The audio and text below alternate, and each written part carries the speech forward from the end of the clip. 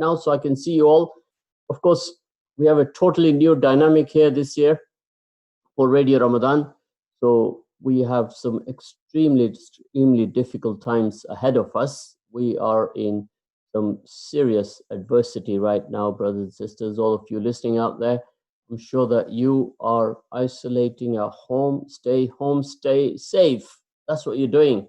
So any of you, I've seen some cars outside my street, and there's like normally 5 cars there, and I've seen 7. That means there are visitors visiting you, which is not allowed.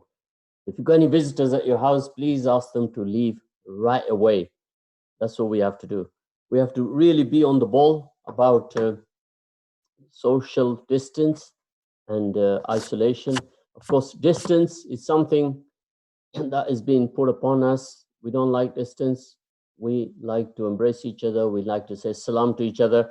But right now, it is what it is, brothers and sisters. We have to quickly embrace this new dynamic that has been set upon us. So all of you listening in right now, please do connect with us on the Facebook and talk to us.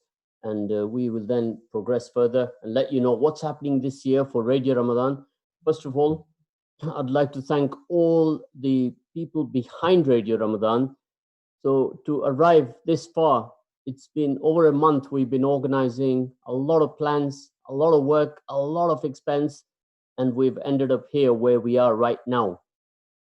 We will not be able to transmit like we normally do from the shop downstairs and the studio upstairs. Dynamics have absolutely changed due to social distance, and we have to do it in another way. So we shall be transmitting most of the programs, in fact, 90% of them, right from the home of the presenter using the Zoom technology, which our producer, you all know him, Akil, he's been working hard to set it all up for all of you presenters out there. So you get your biscuit tin out and get comfortable, and Akil will guide you through it like he has been doing to myself, and he'll show you how it operates and what you have to do. So with this technology, we can only even join with a guest on the program, which we shall be doing so today. We have always got people ringing in, guests coming in. So we are live right now, and we'd like to talk to all of the people out there and share with us what's happening in their households and so on. So one of the guests that we have got today later on joining us will enlighten us more about community radio, all the wonderful community activities going on, and a lot of people throughout the city of Leicester. I know a lot about the Leicester East and Leicester West, what's going on. A lot of people have joined hands together, different communities, different people, got many WhatsApp groups, and there are so many people doing a lot of good. So we shall, in the next week or two, creating a database of all these people so we can all work better together and we can be stronger for it. So this is very important. A lot of vulnerable people out there, a lot of people right this minute, they need support, they need guidance. On the Leicester East group, on the Oldby support group, I read messages and it is quite frightening. A blind lady, she needs support, she needs help, and there are a lot of people who are totally vulnerable right now. And every day when people are waking up in China, in Pakistan, in India, all over the world, first thing they look at is they look at their phone to see how many people passed away today or yesterday. And what I'm asking you all to do, don't do that anymore. Let's start saying how many people have come through this virus, how many people have survived today. And we need to do that to keep it positive, because if we keep everything negative, we're going to go run into problems. So we've got one of our guests, Rob Watson, joining us. Rob, are you live? I am live, Zed. How are you? Well, mashallah, Rob. That is good news. Now, Rob, it's good to have you on Radio Ramadan. I was just talking to all our presenters and all the behind-the-scenes people, and you're one of our top behind-the-scenes guy, Rob. Oh, thank you. You brought us a lot of knowledge and embraced us with technology. And you've also got a wonderful range of books on your bookshelf there that I'm trying to catch the titles on, Rob, from here. Yeah, that's the few that I keep at hand. The rest are all packed away in boxes upstairs. So I've got Well, quite a few more. The definition of an academic is a hoarder. well, Rob, reading is back on the scene now. Everybody's at home and pick up a book, read a book, and embrace some serious knowledge. And I think so. We've learned in 2 weeks in isolation. I think it's a time to use, Rob, for all of us to learn many things which we did not have time for before. How are you finding that, Rob, in your own household? Um, gosh, you go through moments of calm, and then you kind of go through moments of anxiety. And I suppose I like the phrase. I'm quite a fan of the psychologist Carl Jung, and he says we don't have emotions; emotions have us. So you've kind of got to let these emotions ride through, and go for a walk, and do some cooking or chat, that kind of thing. Because if you don't, you processing your emotions is quite an important thing to do, and particularly in maybe rather than thinking about this as isolation, thinking about it as solitude, where you start to push away all the external noise that we're normally used to, Netflix and emails and messages, and actually begin to focus on the kind of inside dialogue that we have with ourselves, so that we understand, what we're doing and how we are.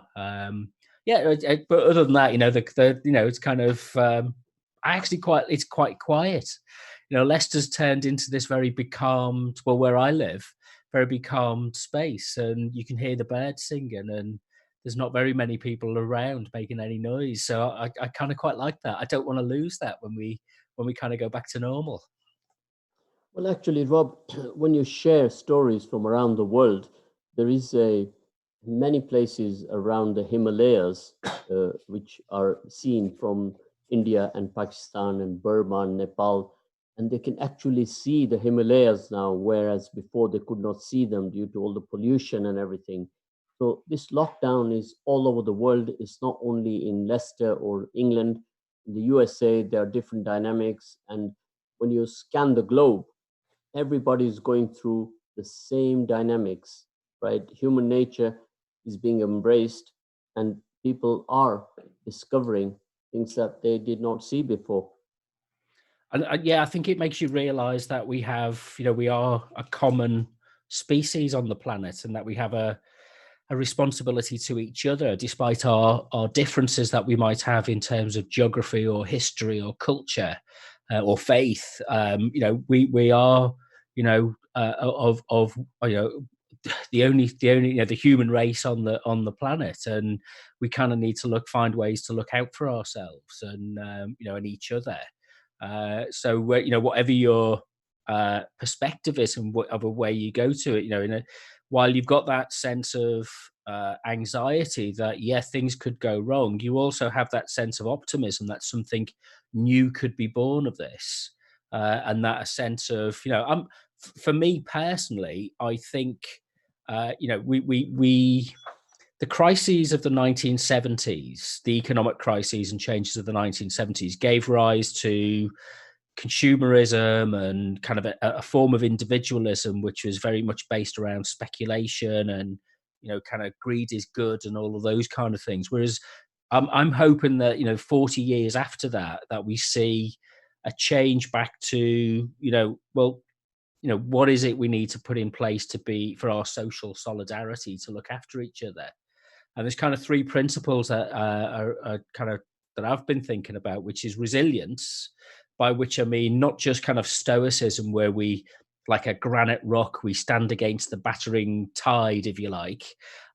It's adaptability is resilience. It is as things change, we change with them, and the world becomes much more complex and more difficult to manage. And are we ready for that? Or are we just keeping hold of our simple solutions that we've had from the past and not applying things to the world that we're in now? But then there's sustainability, which is, kind of what are the things that are we doing that are damaging? and that are, pollution, congestion, climate crisis, those kind of things, it means that we're not going to be able to bequeath something to future generations because we're rapidly using up our resources and our capacity to build a future, if you like. And then the third one for me is insurance. You know, the defining phrase, I think, the phrase of the 1980s that came to define that period of Margaret Thatcher's time in power was, there is no such thing as society. And Boris Johnson mentioned that there is such a thing as society and reminded people about that a few days ago. I think that the phrase that Johnson used recently, in the last couple of years, was having your cake and eat it. I think that will be the defining phrase that says, actually, you have to pay for your cake. You can't just have your cake and eat it. The bill will always be presented, and in one way or the other, you've got to pay for what you're using and how you're structuring your society. So there's no such thing as, take, for example, the care system. We've run the care system on low-paid workers using models of private enterprise to build care homes that are fragmented and lack coordination. And so they're crying out for care staff now, because as people are on 0 hours contracts, they're not getting sick pay. So if they go off work because they're in lockdown, the system's in danger of falling apart. And it's because we've not invested in it. And I think the kind of thinking and the kind of model that we have to work on now is that, we're thinking about when we're going to have to pay the bill. You either pay it up front or you pay it afterwards. And in a kind of, I might be described in one way as a socialist and a conservative in the same way, by saying one of the things is you don't pass on debt to your children, future responsibilities for what we're doing now. But that's the kind of sustainability that we need to start to discuss and think about. And I suppose we need to bring this down to concrete examples that we can do locally, because these are big issues and big topics. Well, right now, throughout the month of Ramadan, we're going to focus on many aspects of change, improvement, up a level with our morality, our ethics. We all have to go down the route of ATC, right? ATC is a subject we discussed last year, which is adapt to change. And this is what we have to all do as a team together. We put aside our cultural differences, our creed, our religions, and what's got to come out of this, and we shall all hold hands together and make it happen, is our humanity is going to go up 10 notches. And everything is going to change in that direction, Rob. So somebody's just sent me a message saying, who's Rob Watson? Now, it always asks me, instead of going on the Google, they ask me, Rob, and they think that I am a version of Google called Zoogle. So I'm going to let you answer that one, Rob. Okay, I suppose I'm a former academic. I worked at De Montfort University for over 20 years, and I taught media and media production, radio, those kind of things, and particularly I focused on community media. So my background and the work I've done, I've set up community radio stations. I work with community radio stations, both nationally and locally, is to look at how we can use the kind of collaborative practices, the things that you and I, both share an interest in. It's how can people participate in their own media? And I use a phrase which is, don't just moan about the media that's around us. There's lots to moan about. Make your own media. And I've just come from another Zoom conversation, where there were 300 people from around the world. That for me is community media. It might not be broadcast. I was having a conversation on Twitter this morning with somebody, he's famous. He's quite famous. A commentator. He's Giles Fraser, I think his name is. He was talking about how in his church in London, he can reach some of the harder to reach members of his community using interactive technology. and using things like Zoom and platforms, social media platforms. And so it seems that this particular crisis, I think, will be the period where we look at social media and interactive media and say it's actually come into its own. There's been a real change in the way that we've adapted to using these technologies to connect our radio stations. So our community radio stations, if you follow the hashtag on Twitter or Instagram, Radio From Home, you'll see how radio stations across the country have done what Ramadan Radio have done and set up remote studios in people's houses to connect to their station, which is basically a server. And that changes the way that we think about we produce and who can produce and engage with our media. So that's the kind of stuff I kind of look at more generally. But I finished the other year, about 2018. I kind of gave up the full-time job, and I've gone freelance subsequently. So I'm kind of rattling about, helping different people to kind of do stuff with community radio and community media. Of course, Rob, we've talked about this many a time that community media serves a excellent purpose in the wider community, engaging with every corner of a regional area. So when we are doing Radio Ramadan, we are reaching out to the Muslim community, but over the years, we have also brought on board all the other communities. So we were emphasizing on engaging with the whole essence of Ramadan, which is going to be upon us very soon in about 2 weeks, just over 2 weeks. We shall start that.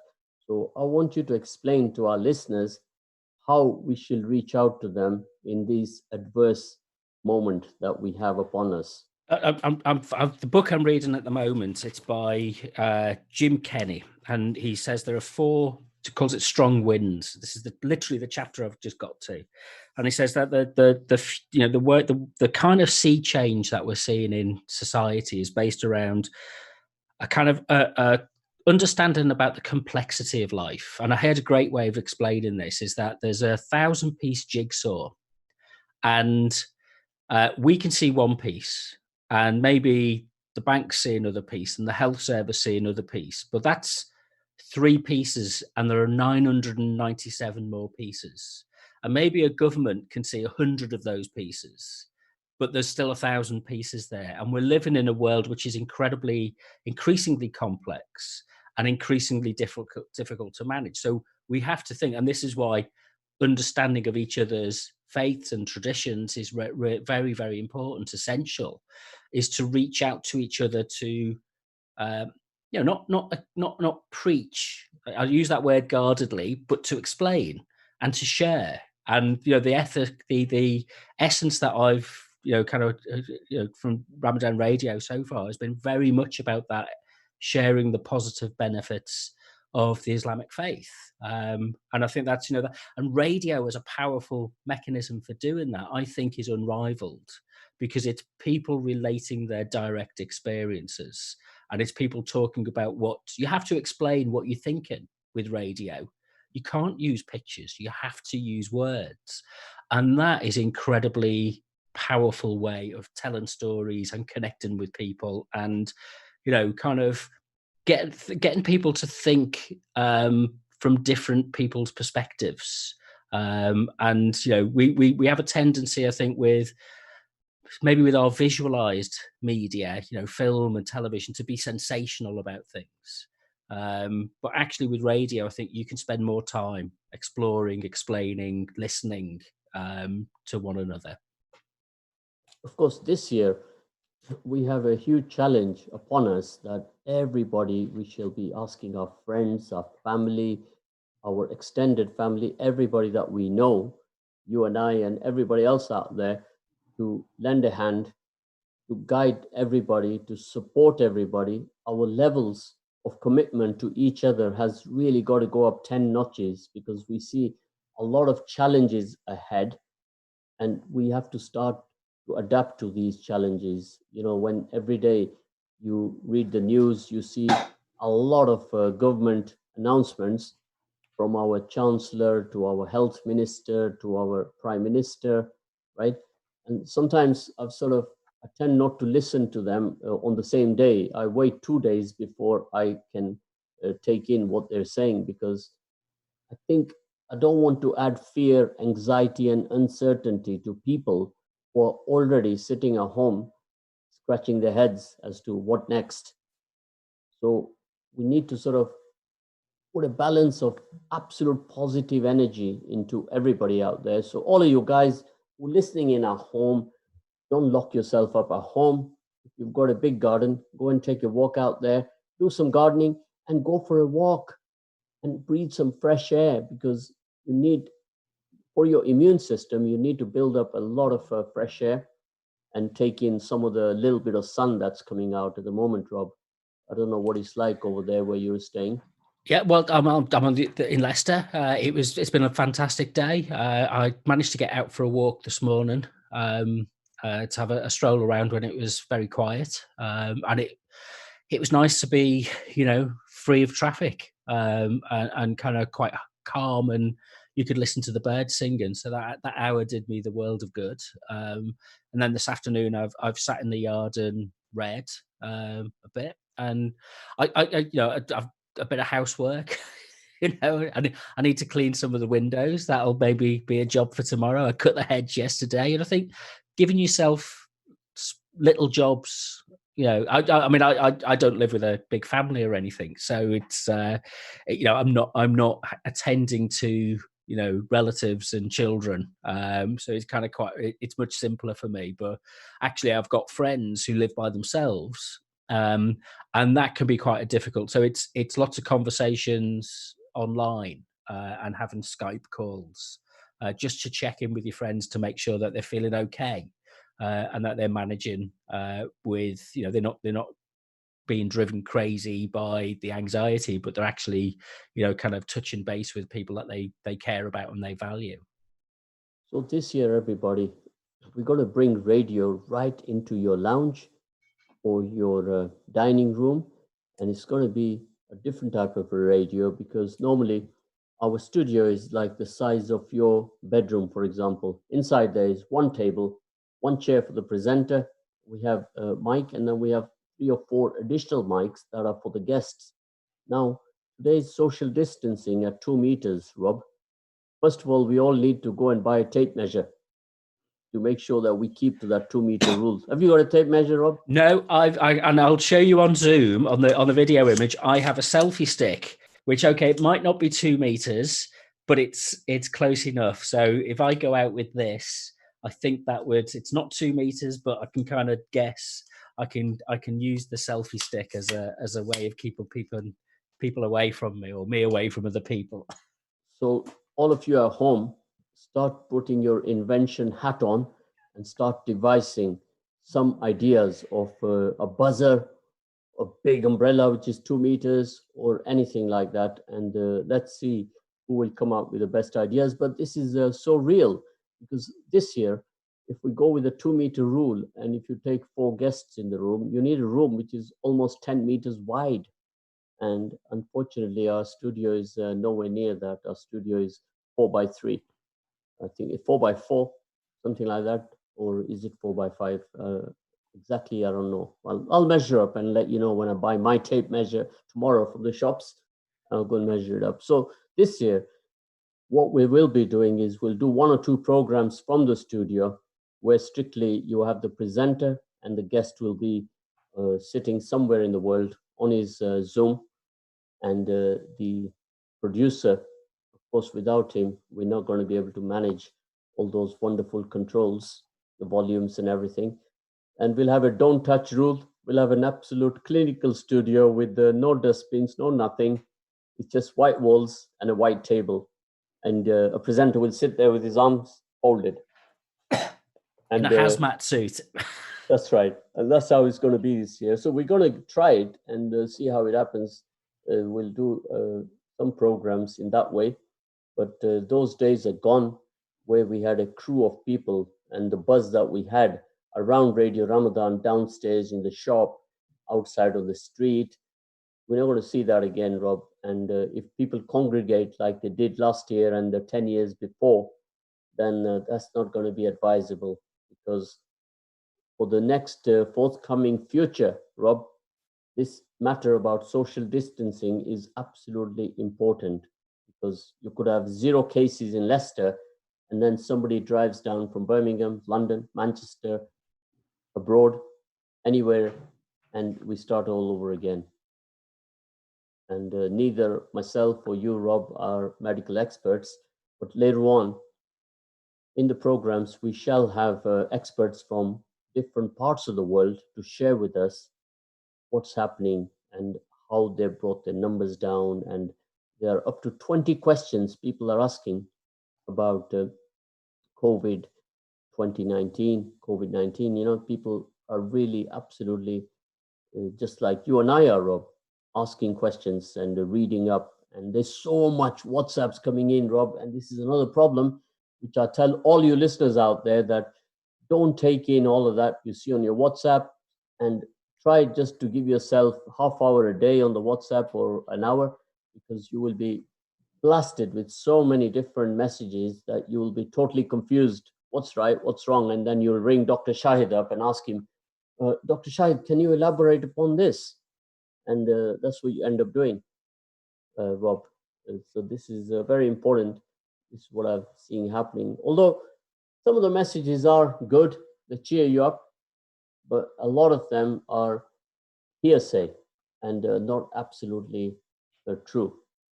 Otherwise, you're going to end up eating so many different things and going to make a big mess in your stomach, and you'll have another problem then. So Yeah, I think it's, you know, how do we check information is going to be more important than ever, and just the basic skills of, you know, checking more than one source, and, you know, as a rule of thumb, don't believe what somebody tells you on WhatsApp, as good intention as it might be. You know, I fell for one. I fell for the one that somebody said their dentist to check in, you know, if people have been affected by the virus by asking them to hold a breath. And it was, you know, it was a complete fake story that just, you know, because the person who'd passed it on to me, I kind of regarded that as being quite a reliable source of information, but, you know, it's not true at all. So, um, you know, your qualifications are no guarantee of your or, you know, your authority on a topic. And what we have to be careful about doing is double and triple checking and digging into it a little bit more. And maybe that's one of the things, a good thing that will come out of this, that we'll be more prepared to not just take things at face value, but to really kind of ask those questions of, well, you know, one of the things about the supposed panic buying that took place 2 weeks ago now is that it was everybody. It maybe news media maybe pick out one or two examples, but actually what happened was people were just putting a few extra things in their baskets and their trolleys because they weren't eating out; they were eating at home. And that wasn't panic buying. That was people being sensible and taking sensible precautions because they had to change their behavior very quickly. And the supermarkets have now adapted to that, and the shelves are full. And the measures that the supermarkets, when my experience of going down to the local Tesco's the other day, was the social distancing measures have really made a difference. And actually, it was quite a pleasant environment, and there was plenty of stuff on the shelves. did you wear So a mask? no, no, but I, you know, keeping away, I did take a scarf with me, so I just used that to make sure I'm not coughing. Because you know, I was ill a couple of weeks ago, and I do tend to carry a cough at this time of year anyway. So it just, you know, just as a simple precaution, and then you just keeping your distance, as you say, the 2 meter rule, and you're not standing next to people.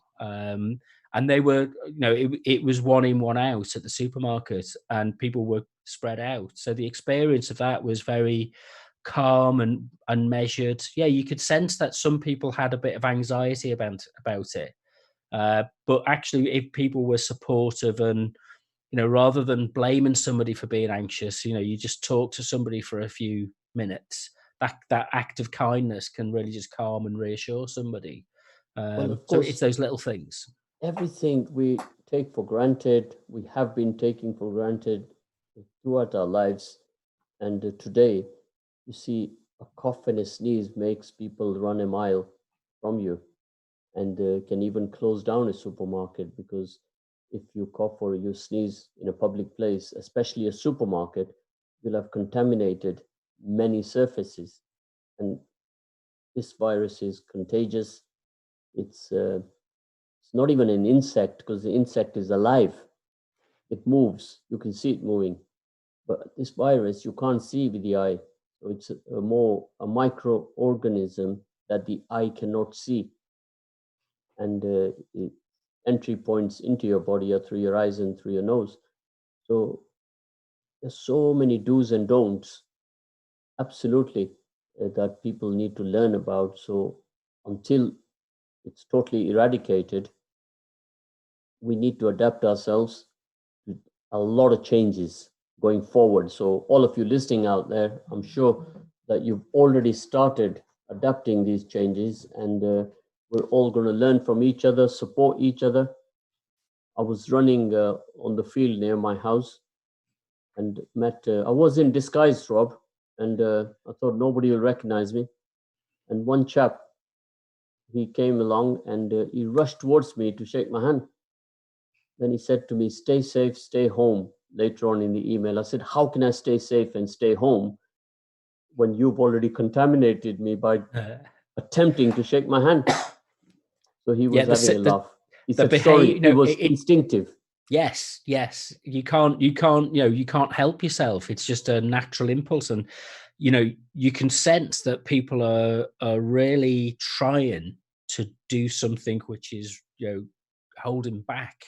And that takes a lot of, I think the other factor with this is kind of our mental health, because that takes a lot of control and a lot of, kind of mindfulness to hold back, particularly, it's,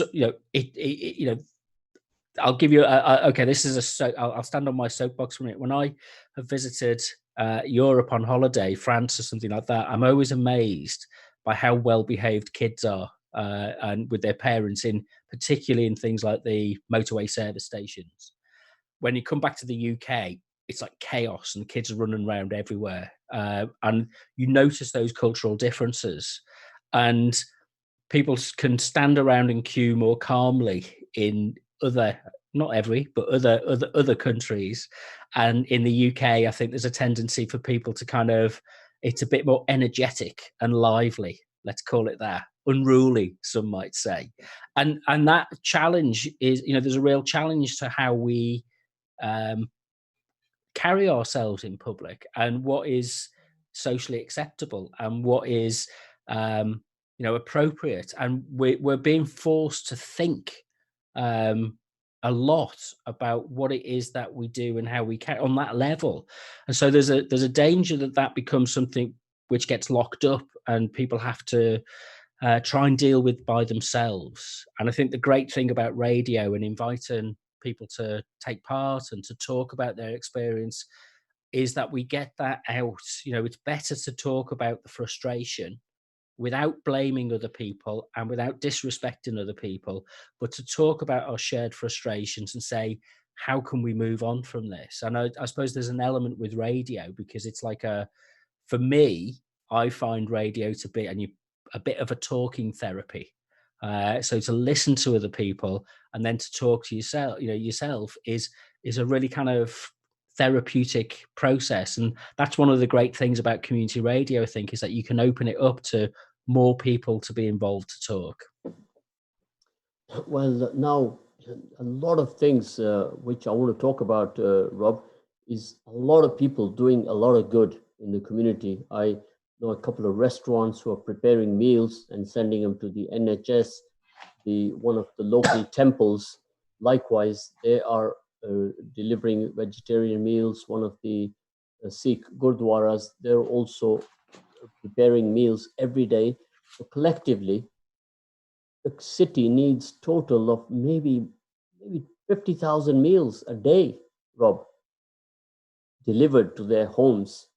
So nobody has a clue exactly which way we're going to go, but we're going to find out in the next week or two as to which direction to follow and get some kind of a good structure going. So one of the things we want to do at Radio Ramadan is help that to happen, is to work with all these different groups who are at the moment working locally, and we go and ask them, in your local vicinity, in your area, in your streets that you are looking after, the vulnerable people, all the councillors are on board, the MPs are on board.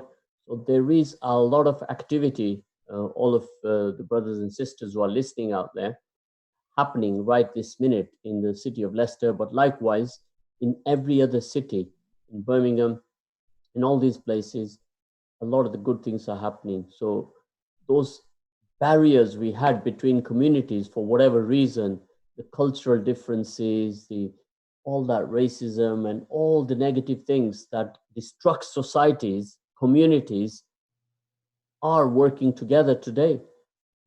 So, Rob, if you are at home, you're vulnerable, you're elderly, and a little food parcel is delivered to you, ready to eat hot, you're going to have a different dynamic to whoever brings that food to your house. So, this is a great opportunity for everybody to get involved in some shape, form, or manner. So, when I'm sat here at home, my dining table is like the, what do you call it, a control room. Papers everywhere. Call him, call her. You're on the phone all day from morning till night. And every time you get a message on your WhatsApp that somebody's needy, somebody's vulnerable, you just feel so helpless. You then want to make a call to say, look, this person needs taking care of, this person needs looking after. And I will say a big appreciation to all the MPs in the city. They've absolutely come forward and shown some leadership here in the city of Leicester. The Lord Mayor, the mayors, the city mayor, the MPs in Leicester East, in Leicester West, all of them have banded their respective areas. And these problems, Rob, are more in the city than they are outside the city. So, city today in the city of Leicester, about 5 mile radius from High Cross, let's say that is the center of the city, 5 mile radius is where the population is living, where they need support. So we're only 2 weeks in, Rob. It's only the beginning. We have a lot of work to do ahead. So I want everybody to start thinking positive and go forward. And if you get negative, you'll affect your immune system, right? If you sit there and criticize other people, then you're going to go backwards, not forward. So whoever's doing good, you say a prayer for them. When you're at home, you reflect, you say your prayer, and God will assist us in this. But if we're going to sit at home and do the Netflix all day long and then complain about somebody else who's putting themselves out, then that's not going to help, is it, Rob? Yeah, I think there's two sides to the response, isn't there? Really, there's the public authorities, and there's an argument to be talked about in the future about how prepared we are and how prepared we've been, and how organised we are, and what kind of financial support our local government has had. And capacity to deliver. That's a very important discussion. But the other side is if you like, the spontaneous side. And I think the number of community groups who've very quickly stepped forward to play a positive role, and the networks that are formed. And I mean, I joined joined is the wrong word, but follow the Leicester COVID-19 mutual aid group on Facebook, which is the way some people have arranged and organised neighbourhood groups. So just to check, and I had a message posted through my door with a number, just saying it's neighbours helping neighbours. And that it's kind of it just gives you a bit of contact details, and do you need any help with shopping, or about post and mail, any kind of urgent supplies that you need. Do you need a phone call?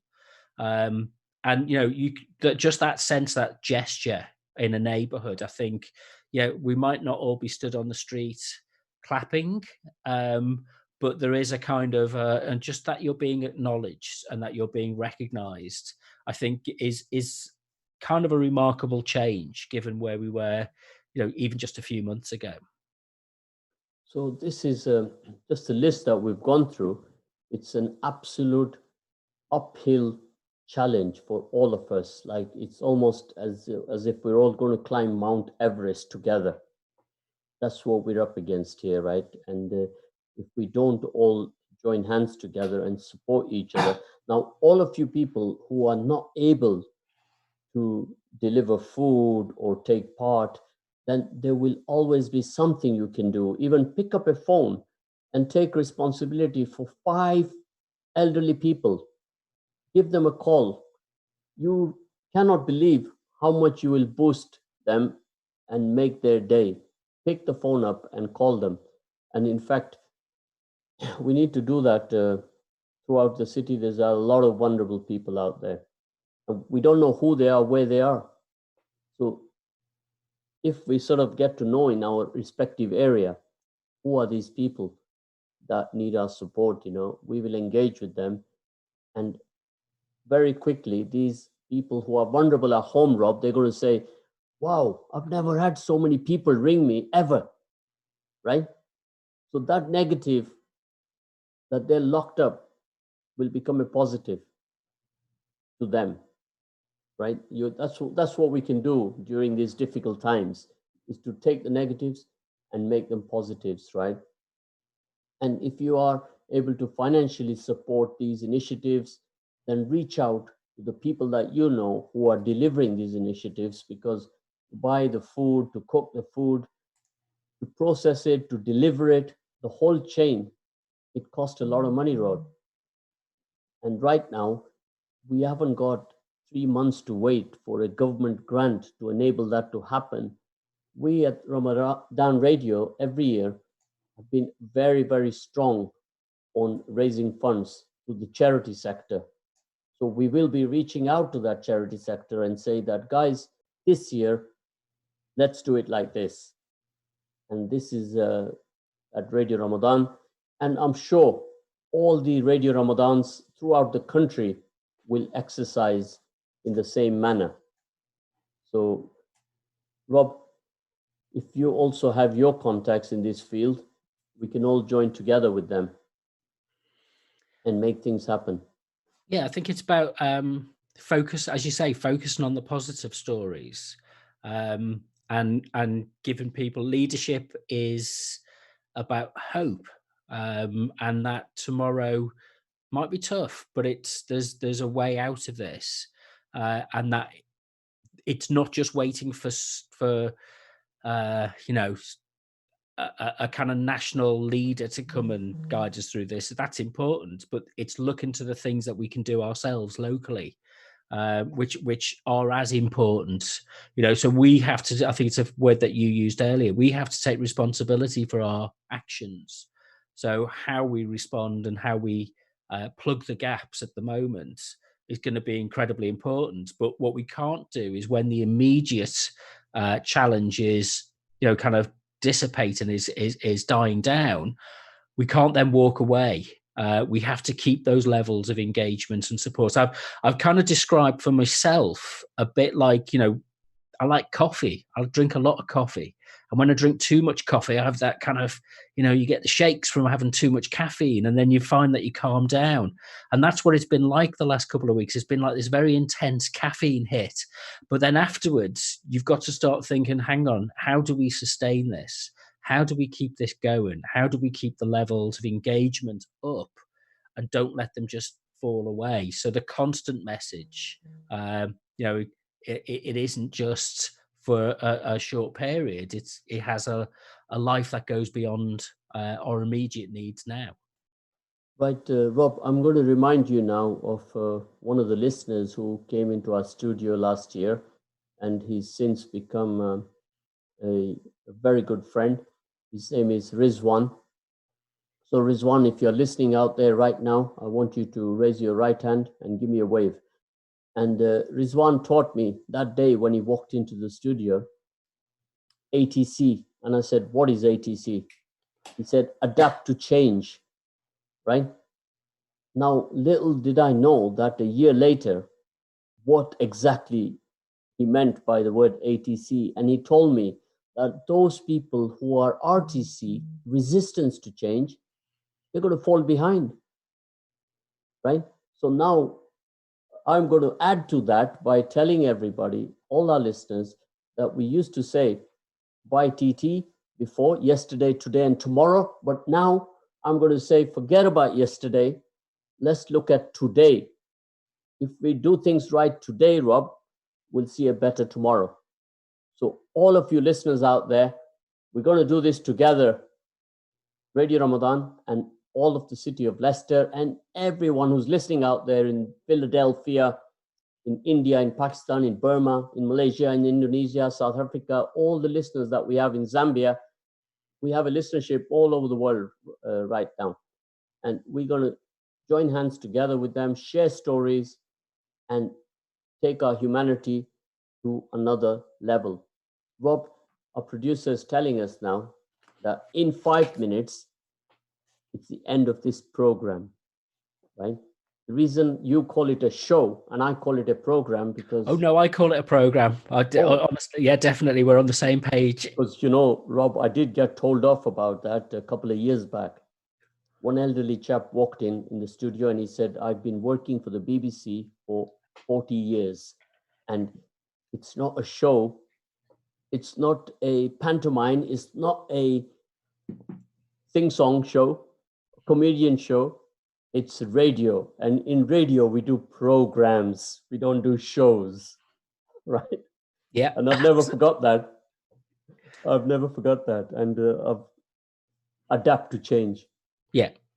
Yeah. That's I think, you know, we've got to, we have to bring order to the chaos.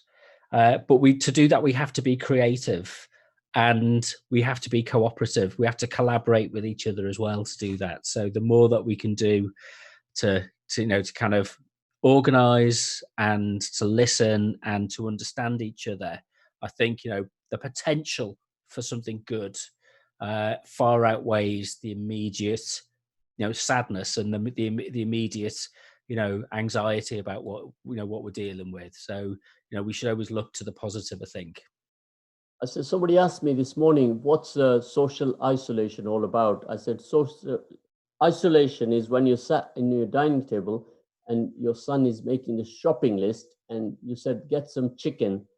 And he says, what's that?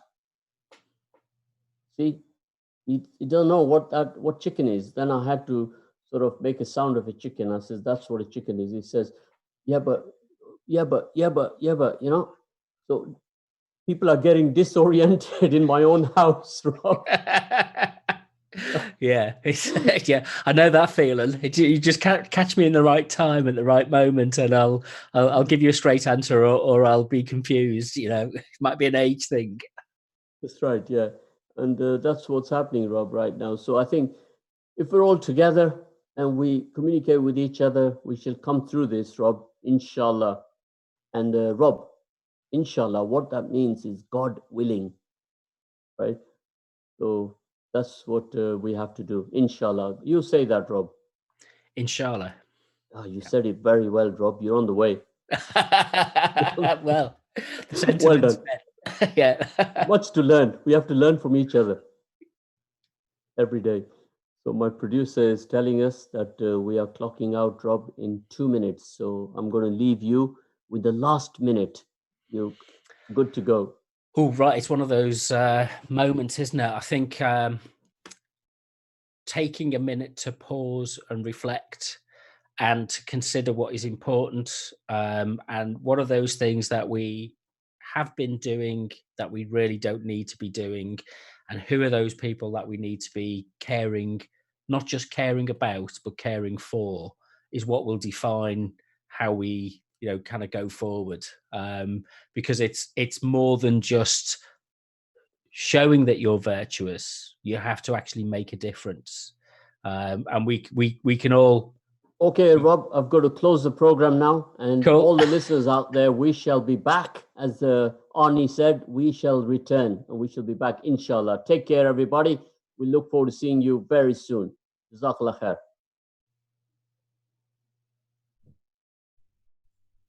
Yes, Rob, I think we're off air.